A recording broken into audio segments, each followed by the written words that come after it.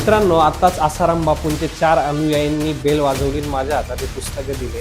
ज्या आसाराम बापूंवरती ऑलरेडी रेपच्या एवढ्या केसेस आहेत, ऑलरेडी जो माणूस जेलमध्ये होता, त्या माणसाचे अनुयायी अंधभक्त अजूनही काम करताय, अजूनही त्यांचा प्रचार करताय. तुम्ही बघू शकता त्या अशोक खरातने नाशिकचं नाव एवढं बदनाम केलंय, पण ह्या गोष्टीला जनताच कारणीभूत आहे. मित्रांनो, काही अंधभक्तांनी एवढी डोळ्यावरती पट्टी बांधली आहे आणि अशा ढोंगी बाबांच्या मागे आपण पळतोय. अरे सायन्स कुठे चाललंय आणि आपण कुठे चाललोय?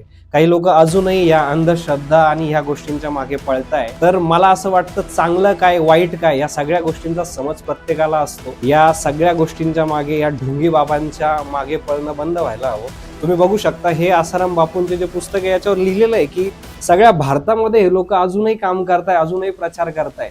मित्रांनो, हा निव्वळ मूर्खपणा आहे आणि या गोष्टींपासून आपण दूर राहायला हवं, एवढंच माझं प्रांजळ मत आहे.